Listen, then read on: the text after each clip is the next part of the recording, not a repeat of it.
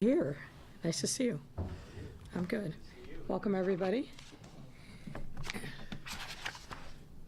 think it's still morning. Good morning, everyone. Before I share today's exciting news, I want to thank the city leaders who are standing with us, socially distanced, in the room. I'm going to start from my far right, which is Alderman George Cardenas and Alderman Derek Curtis, as well as our Public Health Commissioner, Dr. Allison Arwady, our Water Commissioner, Randy Connor, and to my left here, we have Deputy Water Commissioner Andrea Chang, and we have our Chief Financial Officer, Jenny Bennett, who has been intimately involved in this work. I also want to acknowledge and thank the hard work of Deputy Chief of Staff Ann Sheehan, who has been quarterbacking this project on behalf of the Mayor's office, as well as the entire team at the Water Department. The Commissioner and Deputy Commissioner are here, but obviously this is a massive team effort. We are here to announce the important action we are taking on Chicago's lead service line. This is an important first step in a long overdue process. Today, our city's legacy lead service lines affect nearly 400,000, primarily single-family and two-flat homes. Now, before I go any further, I want to make sure that one thing is clear. The water in Chicago is safe and is in full compliance with all federal, state, and industry standards. What we are talking about today, however, is making sure that we go even further to ensure the safety and health of our residents in the future. Lead service lines are a legacy issue that we need to start chipping away at now. And that happens by moving in the right direction in a responsible way. And I want to be clear that undoing the extensive network of legacy lead service lines is a steep and costly mountain that we will need to climb. And we will not erase this legacy overnight, but it's way past time for us as a city to address this issue, which is why we are taking these necessary first steps today. It's for that reason that we are establishing a lead service line replacement program. This initiative will provide a variety of resources to residents who wish to replace their lead service lines, all while continuously building on our commitment to addressing this issue now and in the future. Our first program under this initiative is what we're calling the Equity Lead Service Line Replacement Program. That's the Equity Lead Service Line Replacement Program. This is a voluntary program, and as the name suggests, it is designed for low-income residents who want to replace their lead service lines now. These include residents who own or reside in their own homes, have a household income that is 80% of the median income, and have consistent lead concentrations of 15 parts per billion in their water. For residents that meet this criteria, the city will fully cover the cost of their service line replacement, all the way from the water main into their home. We pay for it with funding for this program through the Community Development Block Grants, or CDBG, and applications will be available later this year. Our second initiative is a homeowner-initiated lead service line replacement program. This is for homeowners who want to act now and hire a contractor to remove the existing lead service line on their property. Under this program, the city will waive standard permit fees for the project beginning in 2021, which can amount to a savings of approximately $3,000. The city will connect the new service line to the water main and install a free water meter when the replacement's completed. But this is just a start, and there are two other things that we are announcing today. In addition to these two initiatives, in the coming year, we will be piloting a project, a black level service line replacement project alongside a water main project in order to inform cost estimates and construction details for a broader lead service line program. Our goal with this pilot is to get better information about the actual costs associated with replacement, so that we will make it as economically feasible as possible going forward. We're also creating a working group made up of stakeholder groups, regulators, and aldermen to provide input and recommendations for a broader lead service line replacement plan. As with all things, our goal at the end of the day is to help residents do what they can for their health and the health of those they care about. Doing so, of course, will take time, and it will take additional resources, and we'll certainly be looking to the state where there's been active consideration of lead service line replacement, as well as funding from the federal government. But we need to start, and that is exactly what we are doing now. If you want more information about these Phase 1 initiatives, or things that you can do now as a homeowner, go to the new website that's been set up by the Water Department, Let's Save Chicago. That's LeadSafe, all one word, .org. Our goal is not only making Chicago stronger, but supporting our place as the best big city in America to call home. And now I welcome to the podium Deputy Commissioner Andrea Chang, who will provide more specifics about the program. Commissioner?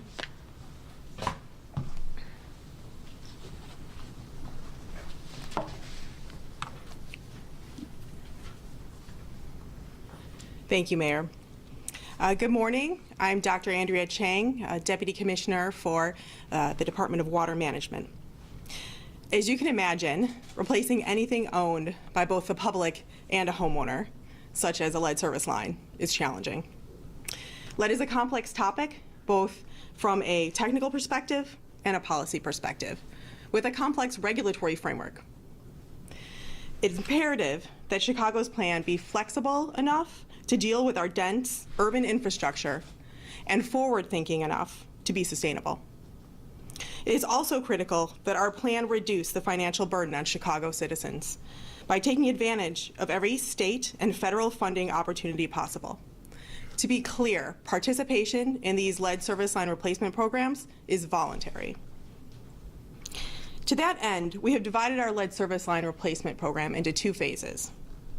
As the Mayor described, Phase 1 consists of the Equity Lead Service Line Replacement Program, the Homeowner-Initiated Lead Service Line Replacement Program, and the Water Main Project Lead Service Line Replacement Program. The goal of Phase 1 is to provide lower cost, higher impact projects that we could get started on as soon as possible. The Equity Lead Service Line Replacement Program is unique to Chicago, as most other cities do not prioritize replacements based on equity. Pending passage of an ordinance in City Council, the program will offer replacement of both the private and the public side of the service line for eligible low-income homeowners in low-income neighborhoods that have persistent levels of lead above 15 parts per billion, the EPA's lead action level for drinking water. Up to $15 million in community development block grants will be available in 2021 for this program, with plans to continue the program annually. Prioritization of these dollars is important so that homeowners are potentially impacted the most by their lead service lines are the first to get replaced. This funding is expected to allow for full replacement of the lead service line, 600 lead service lines annually. Pending passage, the program will begin accepting applications this fall, but residents can get the process started now by requesting a free lead testing kit today. We will be developing a community outreach plan to raise awareness about the Equity Lead Service Line Replacement Program among potentially eligible homeowners. Further, the city will be offering assistance to homeowners with the application process. This is an opportunity for the stakeholder working group to provide local expertise.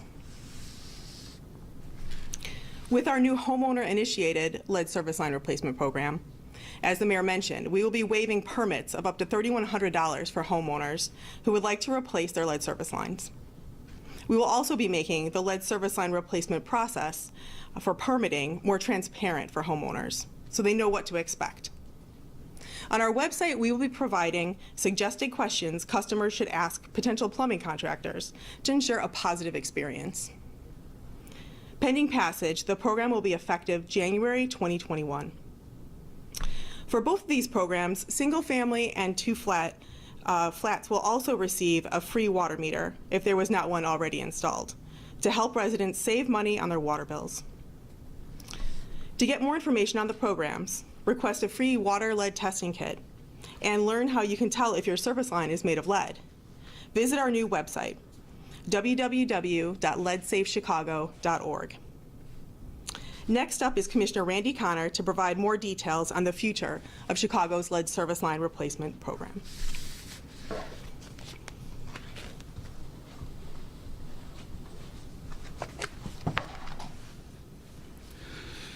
Thank you, Dr. Chang. So good morning. I'm Randy Connor, and I'm the Commissioner of the Department of Water Management. In addition to the two programs we've just announced, we will continue to develop more options for residents who would like to replace their lead service lines, especially in areas where the city will be performing infrastructure upgrades such as water or sewer main replacements. We have been doing our research across the country regarding some of the techniques used to replace lead service lines during water main and sewer main construction. And next year, we will launch variations of these programs to get a better understanding of not only what these programs will look like, but also how they would work here in the city of Chicago. Our city is a very dense urban environment, and the programs and options we will put together will encompass as many scenarios as possible so that the work that will be done will be successful and sustainable here in Chicago in many years to come.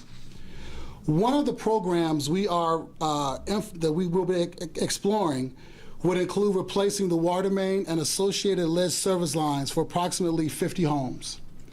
This approach will afford us several opportunities. We will be able to evaluate several construction techniques, tighten coordination with other utilities as well as our other sister departments, also identify efficiencies we can use going forward, which will enable us to get a strong handle on cost and, of course, engage and gauge public participation. To fund this, we have applied for a state revolving funds loan with up to $4 million in principal forgiveness through the Illinois Environmental Protection Agency. We expect this to be completed in 2021, and we will take whatever we learn to inform the Phase 2 programs. Now I would like to present Dr. Arwady from the Department of Public Health, who will talk about the health implications of lead.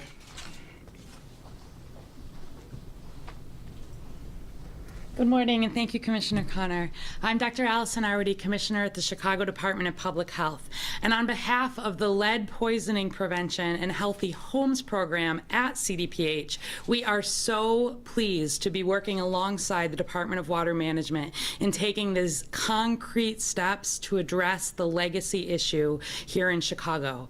I want to just briefly put into some context the work that the Health Department does around lead poisoning prevention and remind you that the overwhelming way that children are lead poisoned here in Chicago is from exposure to lead-based paint. Every time a child is tested for lead, the Chicago Department of Public Health receives those blood level results. And it's very important that every child living in Chicago at age 1, at age 2, and at age 3 in their regular well-child pediatric visit gets that finger prick check for lead. Every time a child is found to have an elevated blood lead level, nurses and home inspectors from the Chicago Department of Public Health reach out, work with the family, make sure that they're connected to appropriate care, and the inspectors actually work with the family, go into the home and the other places where the child is to figure out how that child has been exposed to lead. The great majority of the time, we identify that exposure in lead-based paint. And the priority at the health department and our programs for decades has been abating and getting rid of that source of lead exposure for children. That work continues, and I want to be clear that Chicago has made dramatic progress. If you look back as recently as the 1990s, 25%, 1 in 4 Chicago children had had an elevated blood lead level of at least 10 micrograms per deciliter. Today, that number is between 1 and 2 per 100 children, just 1 to 2%, even as the levels of what we've considered the action level for lead have dropped. That progress has been made because of a laser focus on lead paint. We are so excited to now be starting to address the potential for lead exposure from water.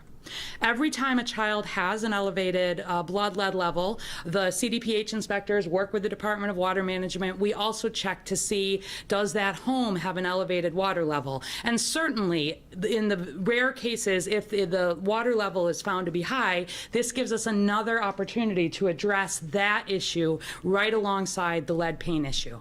The Chicago Department of Public Health has worked closely with the Department of Water Management to make sure that the website, Lead Safe Chicago, has all the information you need about reducing the risk of exposure to lead in water and in paint. So I encourage you to go there if you want to learn more about the ways that you can help protect particularly young children who are at the highest risk of concern for exposure to lead because of the risk of impacts on growth and development and learning.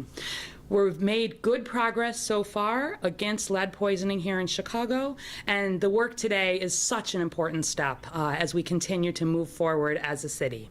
And with that, I'd like to invite Alderman Derek Curtis up. Thank you very much.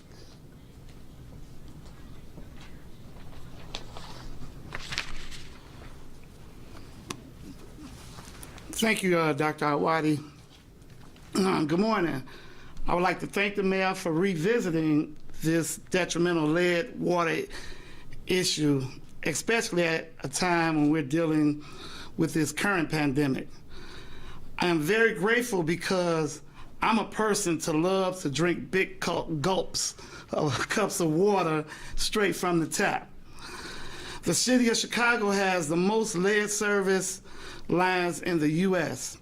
because that's what the city plumbing code required, connections from the single-family homes and 2 flats to the street water mains until 1986. I am excited to be chosen to work with stakeholders, community-based organizations, and community leaders across the city to help spread awareness and work on solutions on this pilot lead service line replacement program. It will be accessible and inclusive to all the residents of the city of Chicago. And now I would like to bring up my colleague, Alderman Cardenas.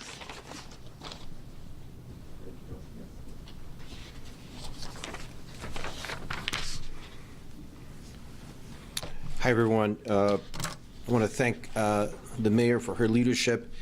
My name is George Cardenas, the 12th Ward, and I happen to be the committee chairman of Environmental Protection and Energy.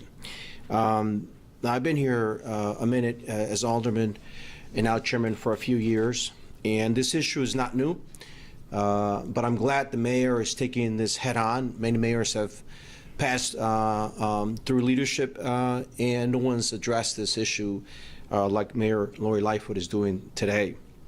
So kudos to her for taking this on, and I know it happens to be controversial. Let me just say something about Chicago's water. Our filtration plant is one of the best in the world, best resource in the nation. In fact, if you go through social media, and I've seen this, I'm not sure if you've seen it, one of many developments in the suburbs will tout the fact that they have Chicago water. Recognizing that we have really a great asset just here, not far away in Lake Michigan, that provides us with fresh water for millions of people. But nevertheless, obviously, we are replacing and modernizing Chicago. Lead pipes happens to be one of them. We're modernizing also our gas main lines as well. People's Gas is doing that as well throughout the city. And this is something that should be done. Lead is a serious problem. not to be taken lightly, and I'm glad that Commissioner Awadi mentioned that, and the fact that from a health standpoint, we take this very seriously, and this administration is doing that today.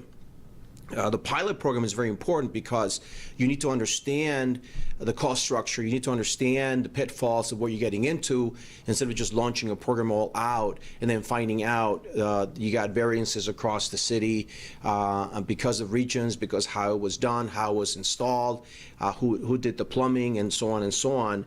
I'm glad that we're taking that on first and understanding what we are getting ourselves into. Accessible quality water is a must, a basic human right, and as Dr. Awadi said, is something that our kids should not be exposed to whatsoever. This is a voluntary, equitable solution for many of our residents. The two parts of it that was mentioned by Commissioner Randy Connor talks about the fact that we do have to find a middle ground in getting this thing done and cost it out so that our residents understand that they're not going to bear the full brunt of this.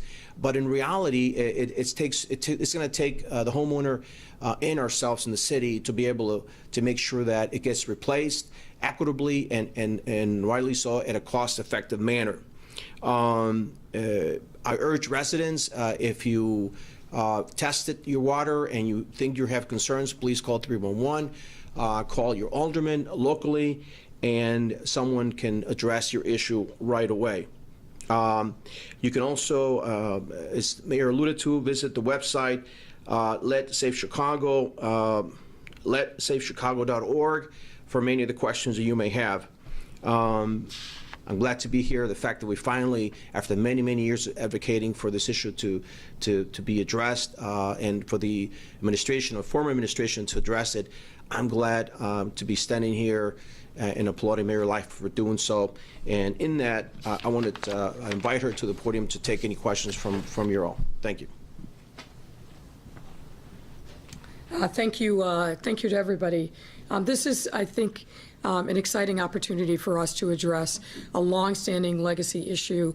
And as Alderman Cardenas said so well, water is such a basic, fundamental, essential necessity. We've got to do this and take these initial steps. Happy to take your questions.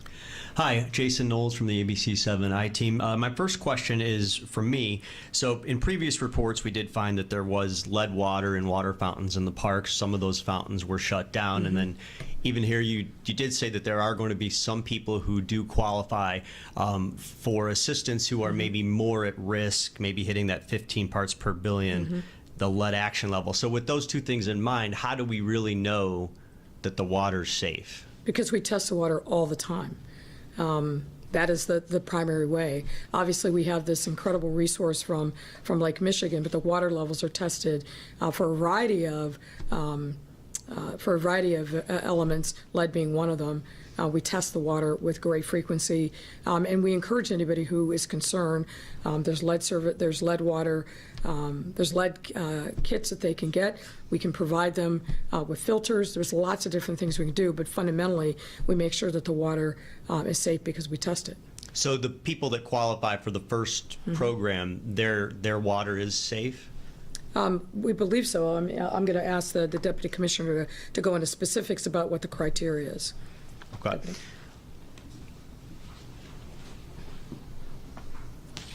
Thank you, Mayor. Yes, the people that qualify for the equity program, you're saying, the action level for EPA at 15 parts per billion is actually at the 90th percentile. So we do a lot of compliance testing, as it's called. The EPA has a certain set of requirements of testing that we do. But in addition, we open up this free water testing program to everyone with our lead test kits that we've mailed out.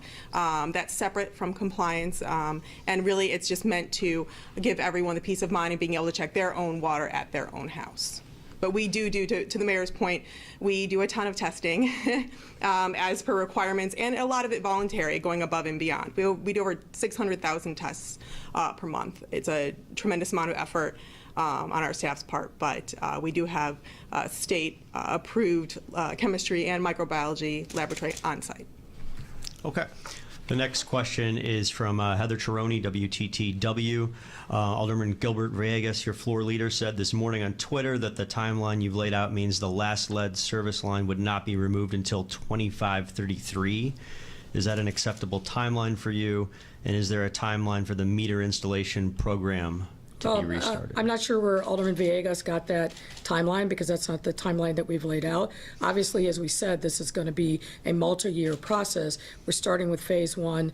We're going to do the pilot program to assess what the cost will be. But look, the reality is our estimates are this is an $8.5 billion program. $8.5 billion program.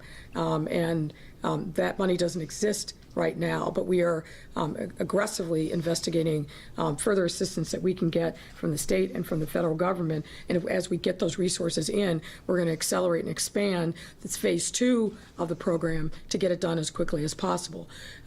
There are always going to be critics. There are always going to be people who think that they know more than everyone else. But the reality is this is a legacy issue that has not been previously addressed, and we are taking the first steps. We could do what a lot of other past administrations have done, which is not touch this issue. That's not the right thing to do. We're taking the steps that are necessary to start the process and engagement. Our system here in Chicago is complicated. Our underground infrastructure is complicated, so it's not an easy fix. It's not something that even if we had all the resources, you can flick a light switch and get done. And I would hope that people would be understanding of that and really educate themselves, particularly before they take to medium like Twitter. Pardon me? You gotta know your cost, Mayor. Yeah, I mean, yeah. Yeah, let's be a little smarter about what we comment on and get the information first. Okay, the next question comes from Yvette Shields, the Midwest Regional Editor at the Bond Buyer newspaper. If the city doesn't provide specific details, she had asked me on the numbers. He did provide some details on the numbers, of course, on the finance plan. Her question is, how much more borrowing will happen, and over what time period will that borrowing happen? Yeah, will it be under the city's water revenue bond program? We're way away from being able to answer those questions. As I said, we have this first phase. We have funding to provide for low-income homeowners who want to voluntarily participate in this program.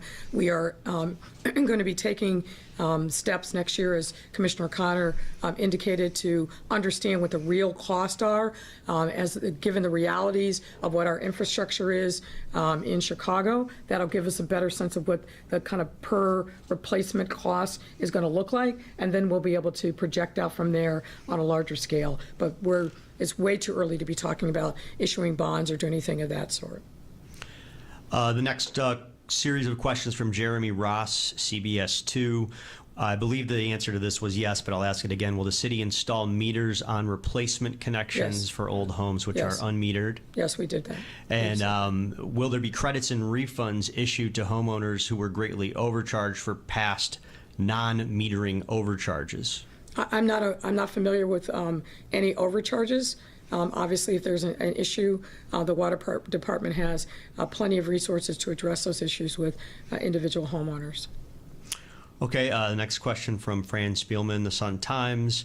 Tell Fran she already wrote her article. Why, Oh, yeah. why does she have any Her more follow-up questions? question, I guess. Yeah. I thought she already knew everything. She says, yeah, well, she does know quite a bit here. She's saying Chief Financial Officer Jeannie Hung Bennett said that Chicago homeowners will ultimately be required to share this cost. So how much will it cost homeowners? Well, again, we're way ahead of this. Obviously, the cost, we're going to have to understand exactly what those costs are. We're going to try to make this as efficient as possible, but we have not come up with a specific proposal for phase two and beyond that. So it's early days. We're learning a lot as we go. We're looking forward to the work of the working group, to work with a range of different stakeholders to figure out the best solutions for Chicago. And when we know that, we'll do what we always do, which is to be transparent about it. And just paraphrasing the second part of her question, she's saying critics say this could be a small plan that could take 500 years, and it's starting too small. I think you would address. There's always critics. And as I like to say, it's not the critics who count. Paraphrasing Teddy Roosevelt. This has been a problem for a long time that has never been addressed. Since 1986, when we stopped forcing homeowners to install lead service lines. It's way past time for us to do something about it. We invite anybody who thinks that they've got the greatest and the best idea to share that with the working group members, but we have to start climbing this hill, and we're doing that today. Next question from Craig Delamore, WBBM News Radio. With the city facing the $2 billion in shortfalls, how will that delay or slow down all of this work? It's not going to delay or slow it down. Obviously, we're rolling out this phase one series of initiatives, mindful of the fact that we have the budget deficits and the budget shortfalls that we have. The first phase of this is there's money available to pay for it, and then we will continue to work with our partners at the state level and the federal level to find additional funding so we can scale this up in the out years. An off-topic question from Amy Jacobson from WIND Radio. Before e-learning began, 355,000 CPS students were going. How many showed up Tuesday for e-learning? We're still working on those numbers, and as soon as we know, the CPS, I think, is going to be revealing that either tomorrow or early next week. And how is e-learning going for your 7th grade daughter? So far, so good. She's actually in school today. So we dropped her off this morning, and she ran from us, as most preteens don't want to be associated with their parents in front of their peers. But, I think the school has a very good program. They were very aggressive in converting to e-learning last spring, so far so good. The thing that cures all ills is buying new clothes and buying new school supplies, which we did in advance of the start of school this year. So she's in good shape. Good to hear. Two more? Okay. This comes from Kelly Bauer. Block Club. Block Club, yep. Reiterating a bit more details on the timeline. How many years do you expect it to take to replace the 400,000 lead lines in Chicago? A lot of it is going to depend on what the funding sources are and how quickly we can get those in. As I said, this is phase one. We have a plan and a timeline for that, and we're going to continue to work on other funding sources so we can start to scale this up. And last question from Carla Leal, off topic from Telemundo. What accomplishments were made after the safety drill a few weeks ago in the downtown commercial corridor, and what can neighborhood businesses expect if there is a safety drill today or in the future? How will this help safety? Well, there are 2 safety drills going to be taking place this afternoon in neighborhoods. So obviously, there are a number of things that you learn from doing an actual live drill. One is the people that are responsible for responding, they get the experience of responding under real life circumstances. You learn a tremendous amount about that, from response times, the resources that you need, what the level of coordination is among the various city departments. So I think there was a lot of learning from the drill that took place in the downtown area about 2 weeks ago. We expect to learn a lot from the drills that are taking place in 2 different neighborhoods, one on the south side and one on the northwest side later today. Doing these drills, it's all about educating yourself and keeping yourself fresh and making sure that you're nimble when you need to respond when there's a real emergency. So I commend the superintendent, OEMC, and our infrastructure departments in really digging down, coming together, coordinating even more than they normally do to make sure that we are ready in the event of an emergency. Thank you. Thank you.